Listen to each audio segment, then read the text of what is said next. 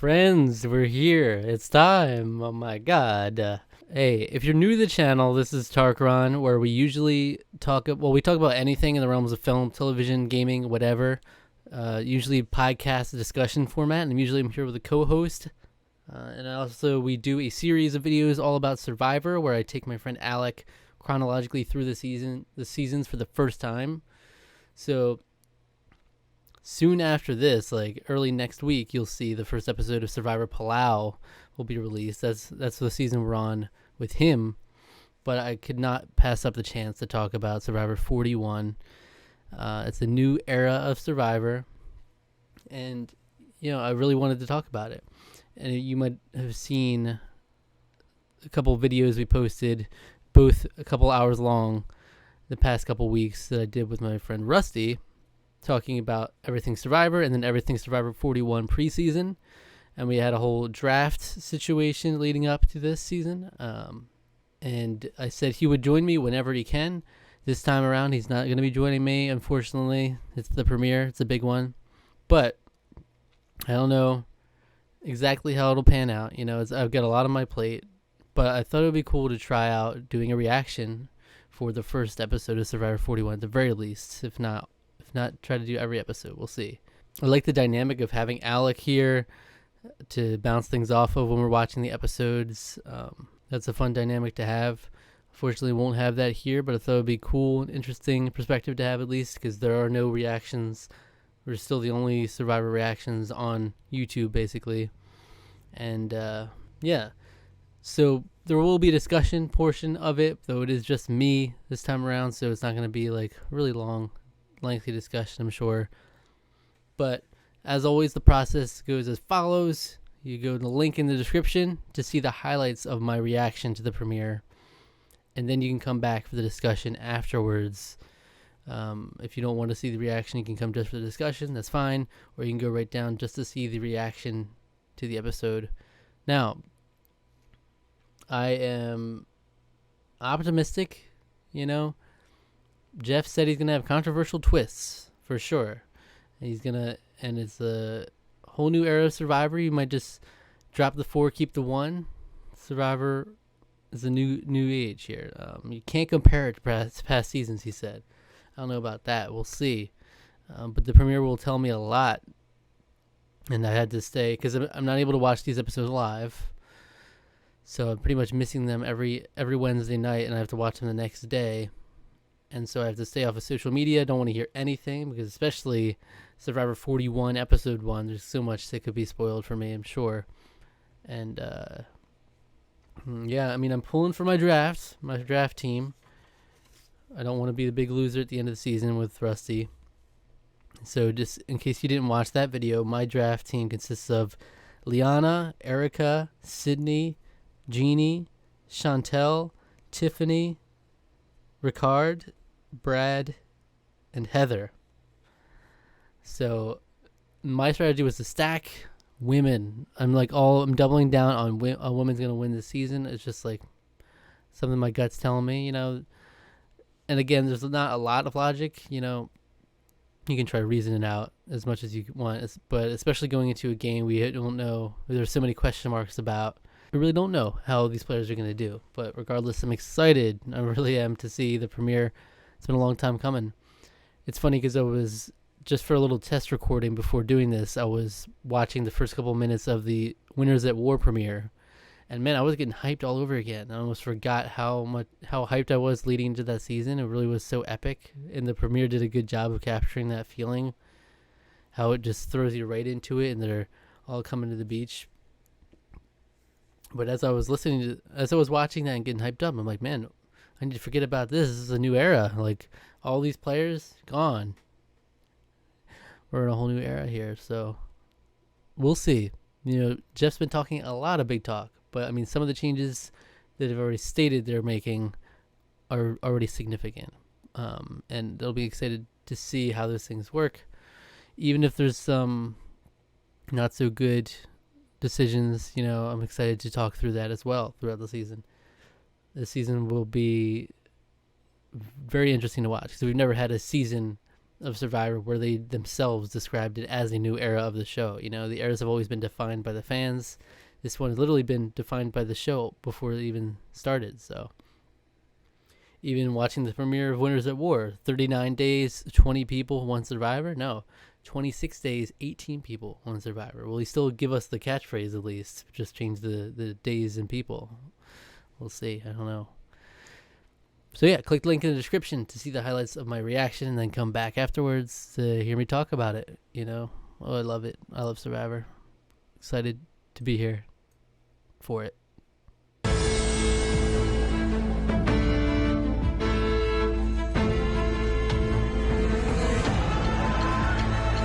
Wow. Okay, there you have it. That was the premiere of Survivor 41. Oh my goodness gracious. I gotta say, I was here for 90% of what they were giving me here. Like, it really feels like they breathed some new life into this show, and there's still, like, what we love about Survivor is still very much there. I'm liking it. We haven't, like, there's so much here. They just took on a whole new vibe for the show. Like, the presentation was completely different. Jeff's hosting style was different in a way, and he's already changed. Come on in, guys. Like, I never expected that to come up. I mean, it's been 40 seasons. You think if he was going to change it, they would have changed it by now. So now it's just, come on in. Come on in. Good luck getting that to catch on, but I guess it will have to eventually. There was that. Jeff was looking at the camera at certain points. Like, I really did get the impression they were just having fun with it, which is cool. It's like they're trying new things. And like the direction is completely different. Like, we were getting shots, some really great dramatic shots of these players. A lot of slow-mo shots from the beginning, like from the initial opening when Brad diving into the water, and then just other more dramatic close-up shots. It's like, wow, this isn't a reality show. It's like this is elevating it above a reality show in that way, where reality, it's very typical, and it's kind of shots, like it's limited in that way in most cases. So it's cool to see them reinventing things, adding in some spice to it. And then they also have these added risk elements. Risk your vote. That whole thing came into play. The whole choice between the savvy or sweat aspect. Ultimately, I do like that didn't end up playing a part directly in who was voted out. It always is kind of disappointing when the constructs of a challenge or something like that ends up having big ramifications, like the fact that you're separating yourself to do this challenge ostracizes you from the group in some way. So luckily, at least for now, we didn't have anything come from that. But both tribes ended up going with the sweat option of hauling the water back and forth. That was very Edge of Extinction inspired, Winners at War Edge of Extinction inspired, in that they really seemed to enjoy what they got out of the whole hauling the logs up however many times, and the moments they got from that.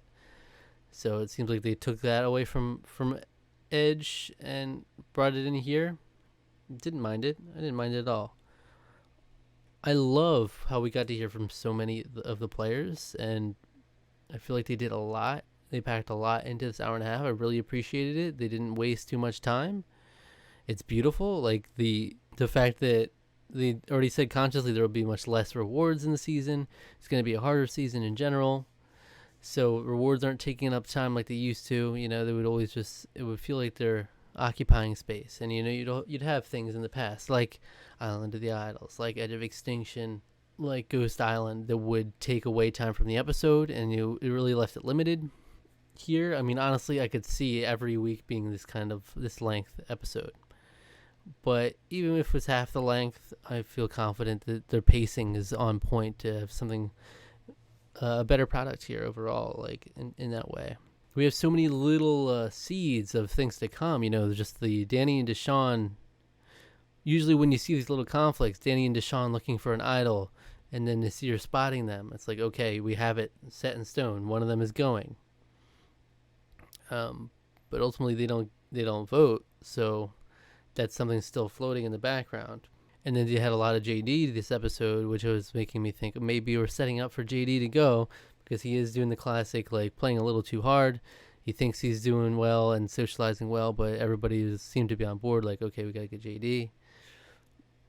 But I'm confused as to where it went wrong for Sarah there. Like, was Chantel not on board with her? Was she on board with her until the last second there? Like, no.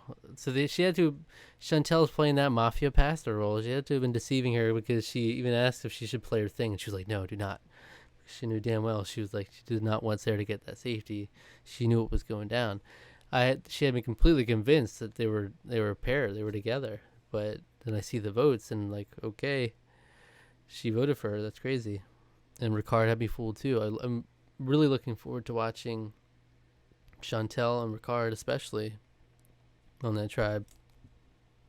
A lot of interesting people to look out for. So with the whole risk your vote or protect your vote situation, the prisoner's dilemma of Survivor, and that was an interesting little thing they added in, where they had a little summit between Danny, Xander, and JD. Ultimately, Danny protects his vote, and in so doing, Xander and JD both risked their vote, and as long as not all three of them risked their vote, then they were rewarded for it. So they both got an extra vote to use down the line. Now, I could see some shenanigans happening potentially in the future with all these votes, and like Jeff said in a pre-game interview, that, like, votes are constantly in question. People are risking their votes. People are doing. Now they have this. What is it? Shot in the dark dice, which also risks your vote. I have to really play that back and listen again, but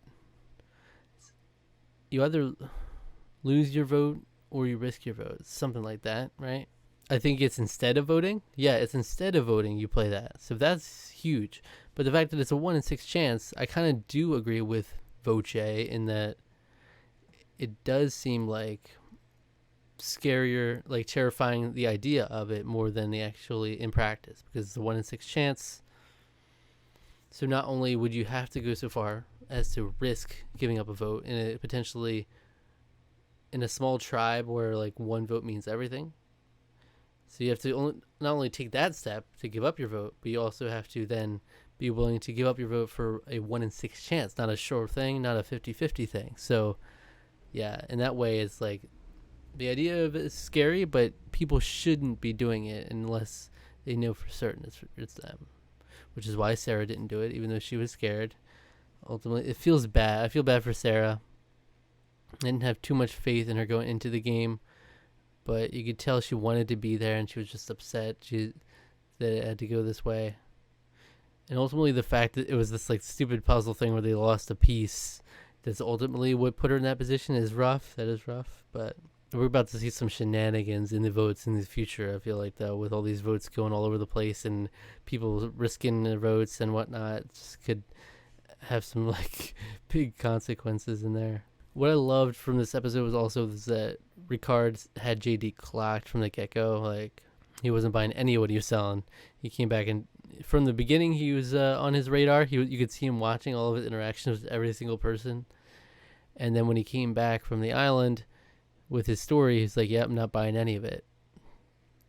Look, it's hard to, like, be that confident when you start a game and you're, like, on day 2 or 3 now.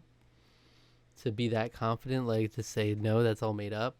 You know, the easy thing to do is to make a confessional where it's like, I'm not sure. Some of it seemed believable, but then again, you can never trust what you hear. You know, it's do one of those sitting on the fence kind of responses. But he was, you know, you have to have some conviction behind what you're saying to make a claim like that. And, you know, so seems to have some good instincts for the game. Hopefully we'll get to see the fruits of that. So Luvu came from behind in that immunity challenge to win, ultimately causing Ua and Yasa to lose their flint as well. So there's other added elements of, like, losing things you have to make it even harder. You have to earn it back the next challenge. This is interesting, you know. It's definitely going to take their toll on the players. With Luvu winning immunity, we saw it became the question of Abraham versus Tiffany in that one tribe, which was the first tribal council, though ultimately There was not so much pomp and circumstance in the ends. It was all one-sided Abraham. So maybe it was not so up in the air as it seemed. People were more on board with Tiffany than the keep the team strong, team player vibes that Eric was giving out.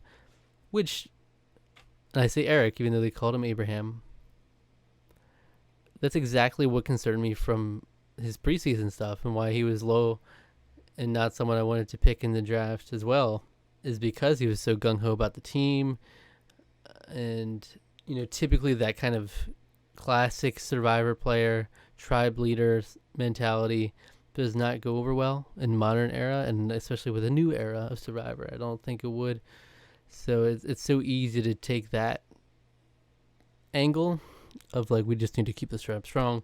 Tiffany was weak. Did you see her in that first time where she went out to grab a paddle in the water and whatnot? It's just easy to jump on that and be like, okay, we don't need that kind of energy here.